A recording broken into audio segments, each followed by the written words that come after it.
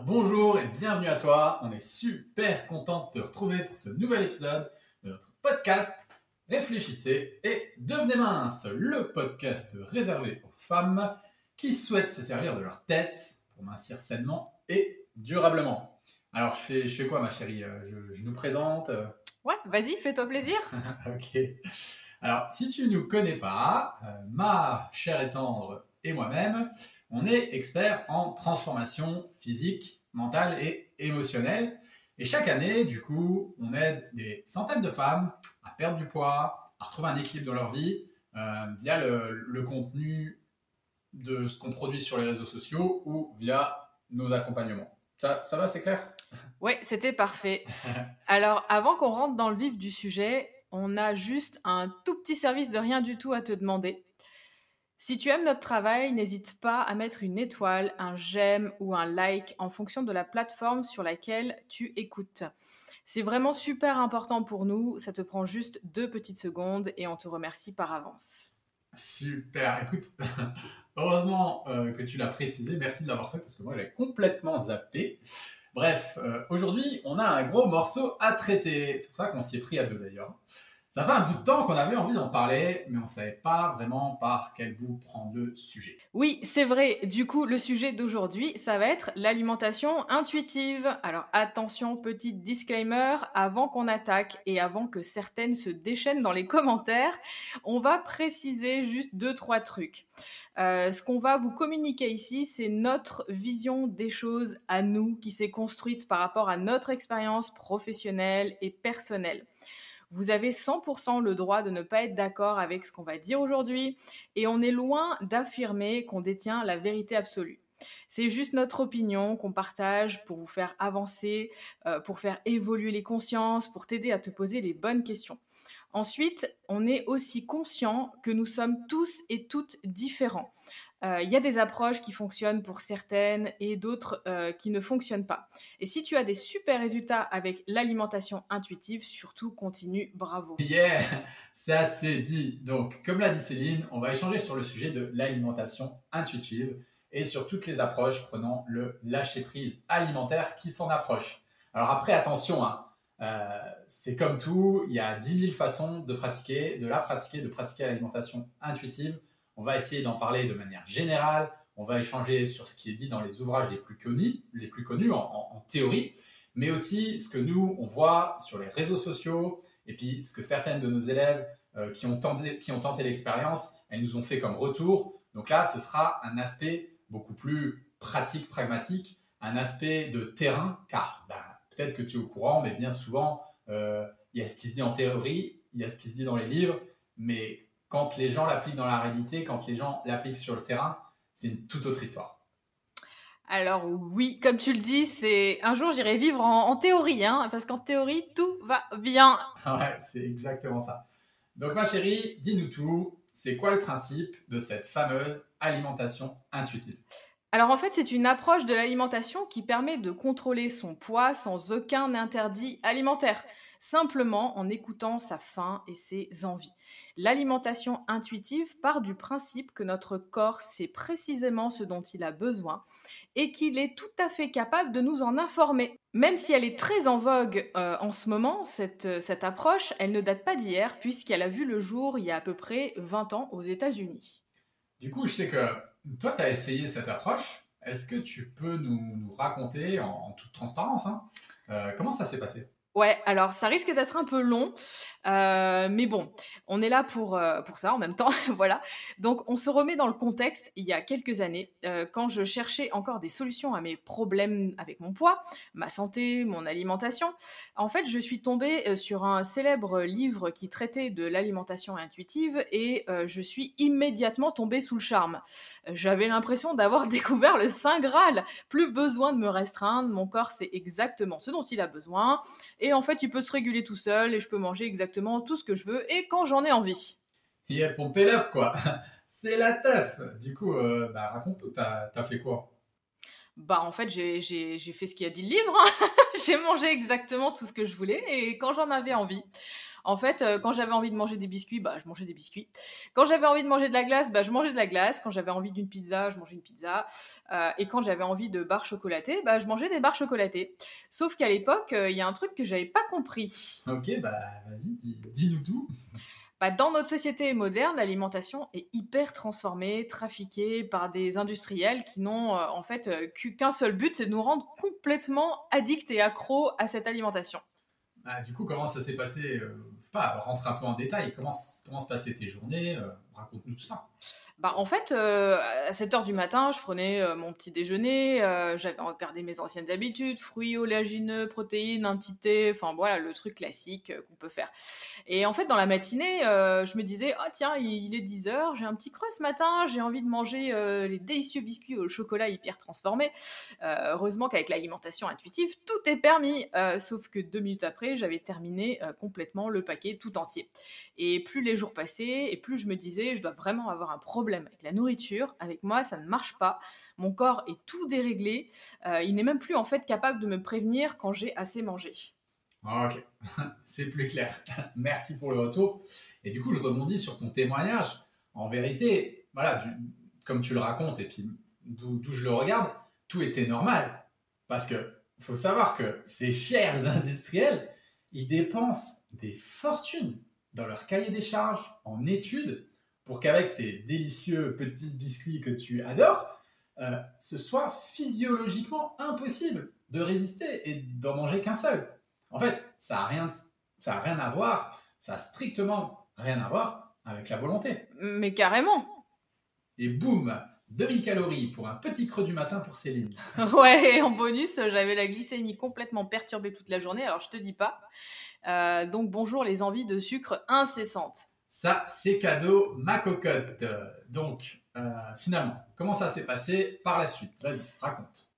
Finalement, j'ai tenu quelques semaines et le bilan, j'ai pris 7 kilos. Ma peau était complètement dégueulasse, j'avais des boutons partout, j'avais plus aucune énergie pour bosser ou pour m'occuper de ma fille, vu que je mangeais beaucoup de sucre. En fait, j'avais mal au ventre, je me sentais molle, bouffie, gonflée, flasque, complètement léthargique et super mal dans mon corps. Ah, ok. Alors, moi, je voulais du coup rebondir sur un truc que j'avais lu dans un livre sur le sujet, où j'avais aussi vu ça sur plusieurs blogs euh, de personnes justement qui prônaient et qui suivaient l'alimentation intuitive. Et leur discours, c'était on ne peut pas louper l'alimentation intuitive. C'est pas possible de louper l'alimentation intuitive en fait. Comme quoi, il fallait pas se mettre de pression ou essayer d'atteindre des objectifs en termes de santé, minceur, bien-être. Du coup, est-ce que toi, t'as pas mis trop d'attentes sur tout ça? Alors, en termes de perte de poids, en termes de poids, de minceur, en fait, j'avais aucune attente parce que de toute façon, j'étais tellement désespérée à l'époque que je cherchais plus du tout la formule miracle. Par contre, j'ai une valeur santé qui est quand même très haute. Pour moi, la santé, c'est hyper, hyper important. C'est pour ça que je suis devenue préparatrice en pharmacie et puis par la suite naturopathe. Et ce qui m'a dérangée, c'était pas tant les résultats sur mon poids, mais c'était les résultats sur ma santé. Je me voyais en fait complètement dépérir.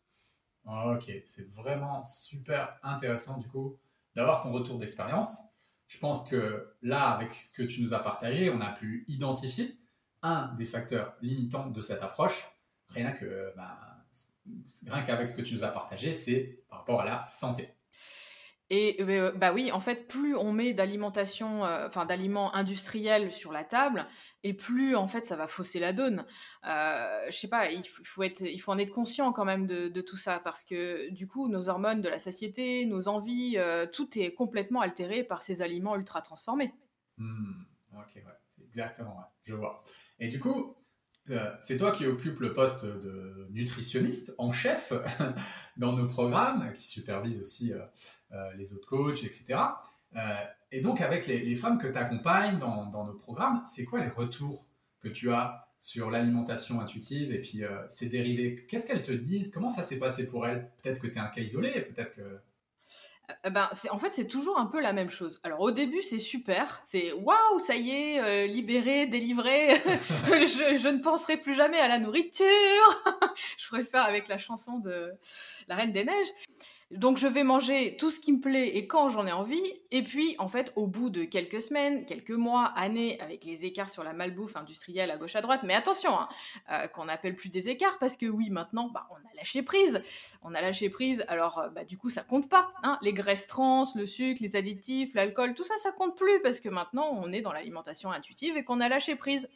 Une fois ingérés tous ces aliments, ils se transforment en magnifiques arc-en-ciel qui traversent notre système digestif et s'évaporent dans la nature au lieu d'encrasser notre organisme, c'est bien connu. Et pareil pour toutes les calories excédentaires, notre balance énergétique, elle n'existe plus.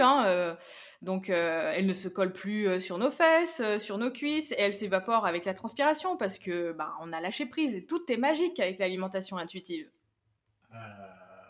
Ouais, ça c'est la version bisounours, c'est ça?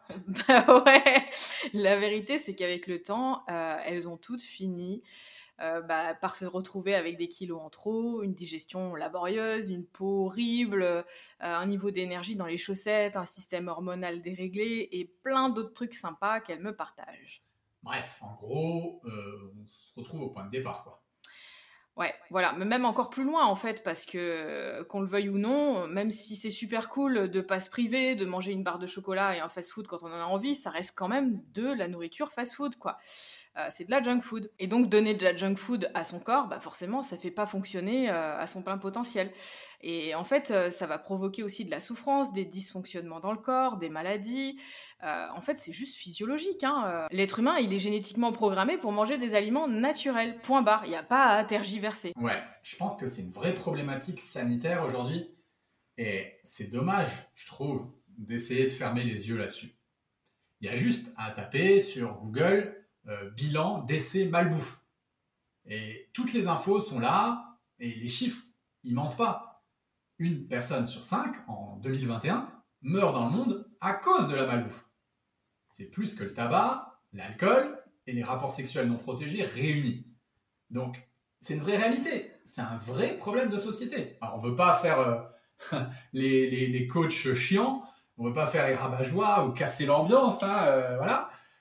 Mais voilà, les chiffres parlent d'eux-mêmes. Comme disait Céline, c'est physiologique. On mange de la junk food. Et c'est pas une alimentation qui est faite pour l'être humain. On en paiera le prix un jour ou l'autre avec des complications. Si c'est pas immédiat, ce sera sur du plus long terme. Ouais, en fait, en gros, de toute façon, si on veut manger de la junk food, lâcher prise ou pas lâcher prise, il faut juste prendre ses responsabilités quant aux conséquences en fait que ça va engendrer sur notre corps et sur notre santé. Personnellement, si je mange un paquet de bonbons parce que mon corps a dit qu'il en avait envie, bien sûr, je vais me réveiller le lendemain matin complètement fatiguée, j'aurai mal au ventre, je vais avoir des boutons sur le front. Voilà, en fait, lâcher prise ou pas, tu peux rien faire, c'est physiologique. Ok. Après, j'entends ce que tu dis, mais je pense que c'est aussi une question d'équilibre. Il y a une différence entre se nourrir quasi exclusivement de bonbons, de biscuits, de burgers, de sucreries et de boire que des sodas, et genre manger équilibré, je sais pas moi, 80-90% du temps, et se faire un petit plaisir de temps en temps avec la nourriture. Ah mais c'est exactement ça, en fait, je suis complètement d'accord avec toi. En fait, le problème, c'est que dans certaines approches, prenant le lâcher-prise et luttant contre la diète culture, sont vraiment en fait contre toutes les formes de cadres, de structures concernant l'alimentation. Et là, ça peut devenir compliqué de s'y retrouver pour certaines personnes et donc nuire à notre santé. En fait, on ne sait pas où est le juste milieu avec ces approches et c'est ça le problème. Tu crois pas que justement ce juste milieu-là, c'est pas quelque chose de subjectif, et du coup que c'est à chacun de le trouver selon son libre arbitre? Ouais, carrément, c'est ça, c'est ce que je disais tout à l'heure, c'est à chacun de prendre ses responsabilités, mais du coup, faut que ce soit en connaissance de cause. Moi, ce qui me dérange, en fait, c'est le côté pilule magique, les bisounours de certains discours que j'ai pu voir sur la toile. Tu vois ce que je veux dire, en fait? C'est genre, tu lâché prise, tu fais l'alimentation intuitive, du coup, pas de problème, il y aura aucune conséquence sur ton corps, sur ta santé. Non, en fait, ça devrait, être OK, tu lâches prise et tu favorises le plaisir parce que tu en as besoin et tu en as marre d'être frustré, heu, donc pas de problème, mais accepte aussi les conséquences, c'est tout. C'est ce qui me dérange, en fait, c'est qu'il y a pas, il y a pas les petites lignes, en fait. Ouais, je vois ce que tu vas. Il n'y a pas la notice en fait, il n'y a pas les. les petits attentions, quoi. Après, je me fais un peu l'avocat du diable, hein, mais je fais exprès pour nourrir le débat aussi, tu vois. Il y a des gens pour qui ça marche super bien. Comment t'expliques ça, toi? Ah, mais je suis persuadée qu'il y a des femmes pour qui certaines de ces approches sont absolument géniales. D'ailleurs, en toute transparence, il y a des femmes dans mon programme à qui je conseille certains livres sur l'alimentation intuitive. Et elles ont des super résultats. Parce qu'en fait, elles ont déjà une base équilibrée, mais il faut le faire. En fait, il faut faire très attention parce qu'en fait, on est tous différents. Alors, si tu peux nous dire pour quel type de femme ça peut marcher et pour quel type de femme ça a de grandes chances de ne pas marcher. Alors, j'aime pas faire de généralité et ça dépend de plein de facteurs, mais en gros, pour les femmes qui ne souhaitent pas vraiment perdre de poids, qui n'ont pas d'objectif précis en termes de santé, minceur, qui n'ont jamais fait de régime, qui n'ont jamais chamboulé leurs hormones de la satiété, ni leur métabolisme, qui n'ont jamais eu de problème de santé, etc. Là, c'est OK. Par contre, toutes celles qui, comme moi, ont fait des régimes, des restrictions, des années et des années de restrictions qui sont complètement déréglées, qui ont eu des grosses phases de troubles du comportement alimentaire, des femmes pour qui la nourriture a toujours été une source de problèmes, c'est pas vers là, en fait, qu'il faut aller chercher des réponses, car bien souvent, ça se passe très mal. Avec ce genre de profil, il faut un minimum de cadre, un cadre qui doit être co-créé minutieusement avec la personne, tout en évitant un maximum la frustration et la restriction. Alors là, je vais te dire un truc super important, donc n'hésite pas à prendre des notes si tu te retrouves dans le profil que je viens de décrire. On ne peut pas faire confiance à l'intuition d'un organisme perturbé. Je vais le répéter une deuxième fois. On ne peut pas faire confiance à l'intuition d'un organisme qui a été perturbé. Waouh. Je suis sans voix. Ce que tu nous as partagé là, c'est top. On ne peut pas faire confiance à l'intuition d'un organisme perturbé. Je pense que s'il y a un truc à retenir de ce podcast, bah, c'est vraiment cette phrase.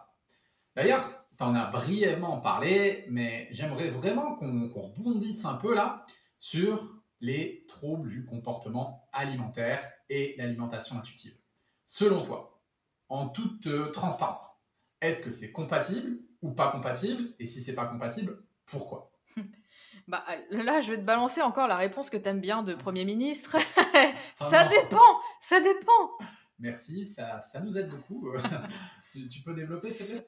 Non, mais c'est vraiment subjectif et ça va dépendre de la cause principale des troubles du comportement alimentaire de la personne. Par exemple, si c'est une personne qui a des troubles du comportement parce qu'elle est en restriction, consciente ou inconsciente, qu'elle se sert en fait de l'alimentation intuitive pour remanger à sa faim, que ça ne perturbe pas sa glycémie et que ça lui convient, bah c'est OK. En revanche, si c'est une personne qui a des troubles du comportement alimentaire pour des raisons plutôt émotionnelles, là, il vaut mieux éviter. Plutôt chercher à libérer la charge émotionnelle, aider les personnes à monter en intelligence émotionnelle plutôt que de se servir de l'alimentation. Après, faut aussi arrêter de prendre des addictions alimentaires à la légère. Ça aussi, c'est quelque chose qui m'interpelle parfois avec certaines approches. Quand on est ou quand on a été accro au sucre, à la junk food, ça laisse des séquelles pour la vie. Bien sûr, ça dépend des degrés, mais ça laisse des séquelles et ça, c'est une réalité.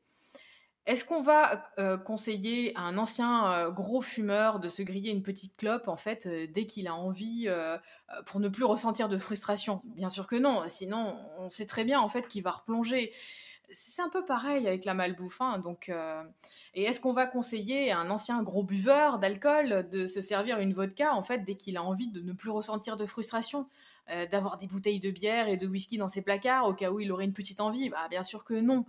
Sinon, on sait très bien, qu'il va replonger. Alors pourquoi, en fait, ça fonctionnerait différemment avec les personnes qui ont souffert d'addiction à la nourriture? En fait, faut m'expliquer parce que je comprends pas le principe.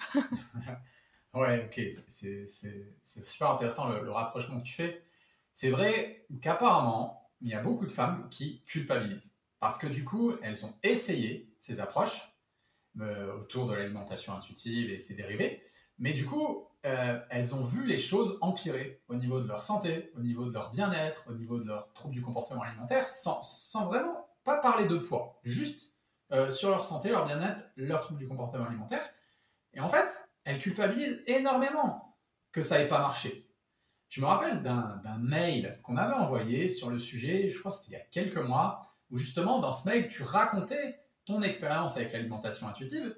Et en fait, on a eu des tonnes de réponses. Enfin, des tonnes. En tout cas, on a eu plus de réponses que d'habitude à ce mail, de femmes qui justement nous disaient « Mais Céline, merci, tu te rends pas compte, ton mail, il m'a fait tellement du bien. Je croyais que j'avais un problème, je croyais que j'étais la seule pour qui ça marchait pas, parce que je vois sur les réseaux sociaux, tout le monde est emballé avec ces méthodes, et du coup, je culpabilisais beaucoup. » Donc voilà, on a reçu plein de messages de ce type, et c'est important de le préciser aussi, s'il y a des personnes dans ce cas-là qui nous écoutent, rassurez-vous, ça peut ne pas fonctionner. Bah oui, t'as raison. En fait, j'enfonce le clou. Il y a vraiment des profils de personnes pour qui c'est vraiment pas adapté et c'est OK. En fait, il faut juste trouver chaussure à son pied et ça fait partie du processus pour apprendre à se connaître, de savoir ce qui nous convient ou pas. C'est comme en amour, en fait. Moi, j'ai eu plein de chéris qui ne me convenaient pas avant de tomber sur toi, mon amour. Et en fait, ces expériences, elles m'ont juste permis de comprendre rapidement que c'était toi le bon. Oh là là, elle me ferait presque rougir. Hein. Bon, on a l'avantage du format podcast, il n'y a personne qui peut le voir. Voilà. Maintenant, j'aimerais qu'on rebondisse sur un autre plan. Nous, on adore voir les choses de manière holistique, globale, mais aussi pluridisciplinaire. Le problème des approches qui tournent autour de l'alimentation intuitive, c'est que souvent, je les trouve beaucoup trop réductionnistes. Du genre, lâche prise avec la bouffe et tu n'auras plus de problème. Tu vois, ça me fait un peu penser à la pensée positive. Tu vois le genre? Ouais, je vais bien, tout va bien. Ouais, en fait, du genre, pense positif et puis tu seras heureuse dans ta vie, c'est ça? Ouais, c'est un peu simpliste pour moi, mais c'est un peu ça. Là, on vient de voir les limites sur le plan. Tu nous as expliqué, je ne sais pas depuis combien de temps on parle, peut-être 20 minutes, une demi-heure. Quand on est lancé, on a du mal à s'arrêter. Donc, on vient de voir les limites sur le plan de la santé. Maintenant, j'aimerais qu'on parle plutôt des limites sur le plan psychologique, sur le plan philosophique, si tu veux bien. Bah ouais, vas-y. Dis-nous tout, où tu veux en venir. Peut-être que si tu nous écoutes, tu le sais déjà, mais moi, à titre personnel, j'ai eu des gros soucis d'addiction à l'alcool, et ça très jeune. Du coup, qu'est-ce que j'ai fait pour me guérir? J'ai entamé un cheminement dans les domaines de la méditation, dans un premier temps, du développement personnel, de la philosophie, de la spiritualité, de la préparation mentale. Et quand je compare tout ce que j'y ai appris, à certains courants assimilés à l'alimentation intuitive, que je peux voir par exemple sur les réseaux sociaux sur des blogs et dans certains livres, en fait, je me rends compte qu'il y a vraiment quelque chose qui m'interpelle. Ouais, en fait, je vois ce que tu veux dire. Moi aussi, j'ai cette sensation. On en avait un peu parlé d'ailleurs, du coup, ce serait sympa qu'on échange là-dessus ici. Ouais, carrément. Je pense que ça peut vraiment apporter de la valeur à toutes les femmes qui nous écoutent. En fait, moi, ce qui m'interpelle, c'est que j'ai l'impression que ces approches, elles font la promotion de la satisfaction du désir.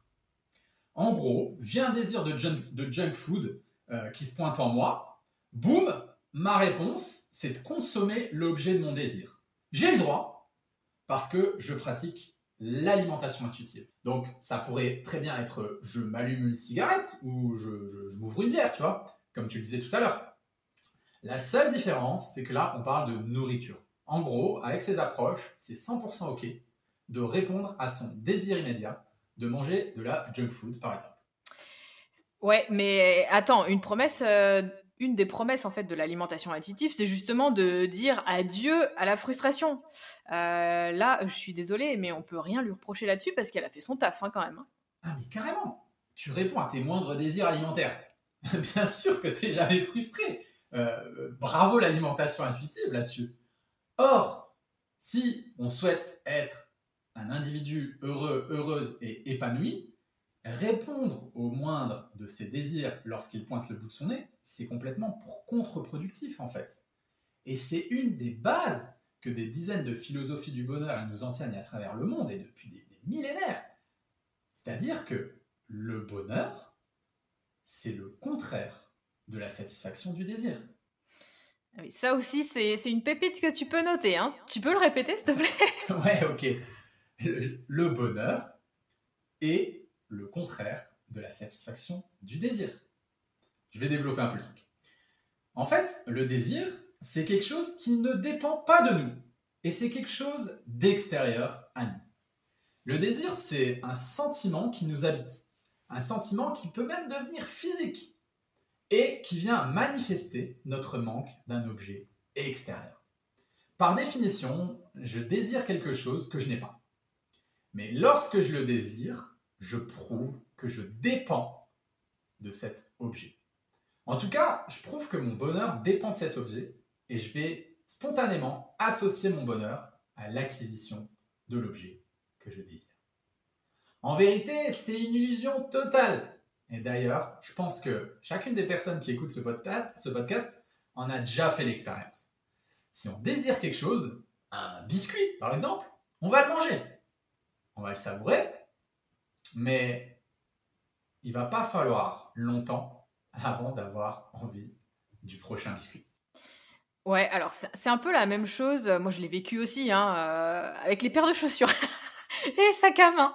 En fait, sur le moment, on est toutes contentes. Je sais pas si il y a peut-être beaucoup de femmes qui vont se reconnaître, mais voilà, on est toutes contentes. On a notre nouveau sac à main, notre nouvelle paire de chaussures, mais en fait, après, on pense déjà au prochain achat, en fait.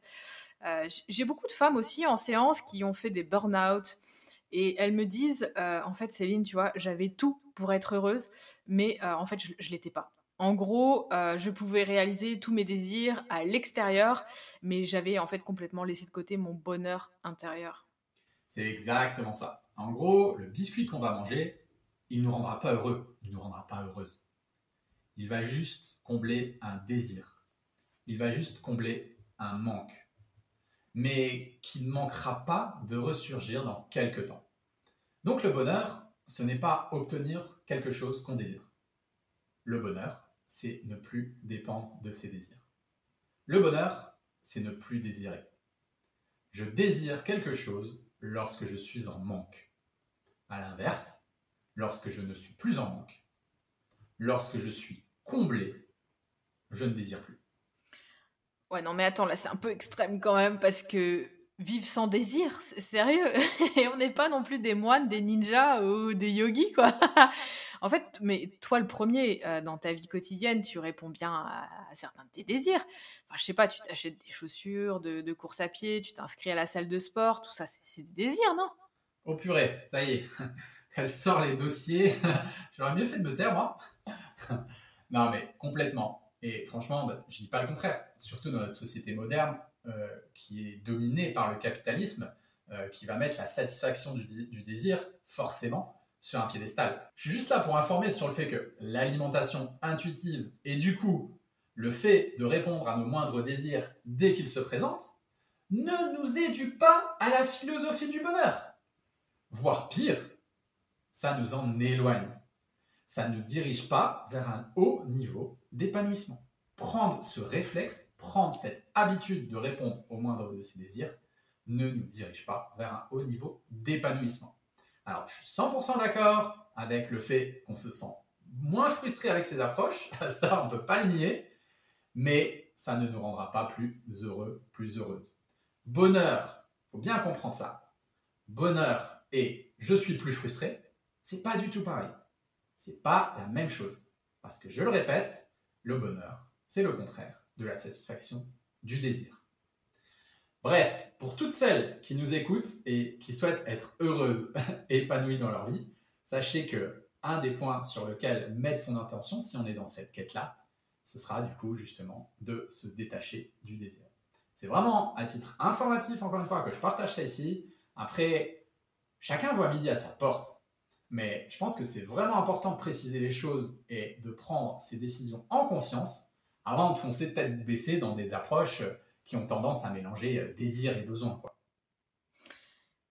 Ouais, je vois ce que tu veux dire. Après, je pense qu'il faut aussi savoir faire la part des choses entre ses désirs et ses besoins.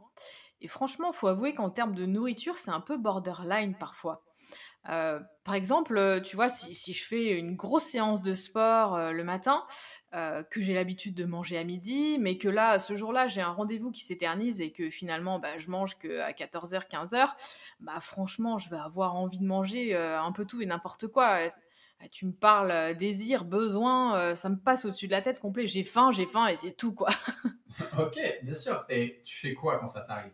Tu manges ton quinoa, tu manges tes carottes, tu manges ton saumon, et après il se passe quoi? Ben, j'y pense plus parce que j'ai plus faim et je retourne bosser. Ben voilà. En fait, tu as répondu à ton besoin physiologique qui était de manger, de donner à ton corps des nutriments, de la nourriture, et on n'en parle plus jusqu'au soir. Tu es tranquille, tu penses plus, c'est bien ça? Ouais, c'est ça. Ok. Eh ben, le problème, c'est que bien souvent, et c'est ce que j'explique là, le problème, c'est que bien souvent, avec ces approches, il n'y a pas de questionnement en amont sur la différence entre désir et besoin, puisque tout est autorisé. Par exemple, avant de manger un biscuit, avec ce genre d'approche, on ne va pas chercher à se poser la question, est-ce que mon corps a vraiment besoin de nourriture? C'est un besoin. Ou est-ce que c'est un désir, à savoir, j'ai juste envie de ce biscuit parce que c'est bon, parce que j'ai pas envie d'être frustré. En gros, pour résumer les choses, un besoin, c'est une nécessité. C'est une obligation, c'est quelque chose d'essentiel à la vie, à notre survie. Un désir, par contre, c'est un souhait, une envie, quelque chose qui n'est pas essentiel. Donc, manger de la nourriture, de manière générale, c'est essentiel à la vie, c'est un besoin. Manger spécifiquement ce biscuit aux pépites de chocolat parce que c'est votre préféré, c'est pas essentiel à la vie. C'est juste un désir. Mais tu vois, le problème, c'est que moi, je me retrouve avec des femmes en séance qui ont fait tellement de restrictions avec la nourriture et qui ont des tonnes et qui ont fait des tonnes de régimes, en fait. Du coup, en fait, elles savent plus du tout faire la différence entre désir et besoin. Et on se retrouve face à ce que je disais tout à l'heure, on ne peut pas faire confiance à l'intuition d'un organisme qui est perturbé. Et ouais, exactement. Et je pense qu'on va pouvoir conclure là-dessus. On ne peut pas faire confiance à l'intuition d'un organisme perturbé. Donc l'alimentation intuitive, qu'est-ce qu'on en pense? C'est super. Si, à condition, voilà, le grand si notre organisme n'est pas perturbé. S'il est perturbé, ça peut être compliqué. Donc l'alimentation intuitive et tous ses dérivés, on va dire, voilà, si elle est pratiquée correctement, comme en théorie elle est expliquée dans les meilleurs livres qui en parlent, c'est top. Franchement, c'est vraiment intéressant. Se reconnecter à son corps, à son intuition, mais carrément, on est 100% pour. Si par contre l'intuition elle est perturbée par trop de produits industriels qui vont la fausser ou par un passé alimentaire qui peut être lourd, attention.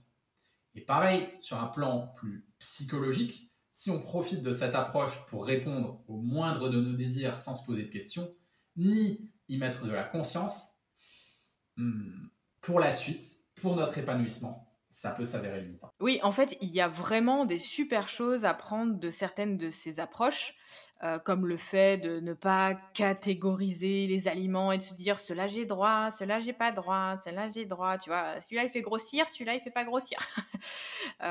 Et en fait de limiter la restriction ou les interdictions alimentaires, de s'autoriser des plaisirs avec la nourriture, ça c'est top et je l'encourage, et j'encourage en fait toutes les femmes, qui nous écoutent à évoluer dans ce sens-là. D'ailleurs, beaucoup d'outils qu'on utilise dans nos programmes viennent de là. Par contre, il faut garder en tête que ça ne correspond pas à tout le monde, que ça peut ne pas te convenir et ça, c'est OK à 100%. Moi, la première, en fait, je m'y suis pas complètement retrouvée. J'ai gardé, en fait, ce qui me convenait, bah, le fait de ne pas catégoriser les aliments et de me faire quand même plaisir avec l'alimentation. Mais pour tout le reste, en fait, bah, j'ai fait à ma sauce. Et c'est comme ça, en fait, que moi, je m'en suis sortie. Ouais, exactement. Ça, c'est vraiment super intéressant aussi, ce que tu viens de nous partager là. Prendre dans une approche ce qui va à chacun et ensuite agencer les choses qui nous conviennent. Alors, on va terminer là-dessus. Si tu viens de nous découvrir et que tu veux en savoir plus sur nous, sur notre façon de travailler, sache que dans les prochains jours, on va donner une web conférence qui va parler du lien entre les émotions et la prise de poids. Donc, on a déjà un petit peu parlé là, mais dans cette conférence, on va vraiment en parler en détail. Donc, si tu veux t'y inscrire, c'est super simple. Tu as juste à cliquer sur le lien en description du podcast et ensuite, tu pourras choisir l'heure et le jour qui te convient. On a vraiment hâte, du coup, de t'y retrouver. Et si tu nous connais déjà, que tu apprécies le contenu qu'on partage sur les réseaux, que tu apprécies notre vision des choses, que tu as besoin d'aide pour retrouver une relation sereine à la nourriture parce que tu n'y arrives pas toute seule, n'hésite pas à prendre un premier rendez-vous avec notre équipe, c'est gratuit et on se fera un plaisir de t'y retrouver. Voilà ma chérie, on a terminé pour ce podcast. Waouh, ça m'a fait super plaisir de passer ce petit moment avec toi. Bah ouais, moi aussi, écoute, c'était vraiment top de partager tout ça. Et puis on se retrouve sur les réseaux sociaux. On fait plein de bisous et on vous envoie plein d'ondes positives. Gros bisous, ciao ciao. Ciao.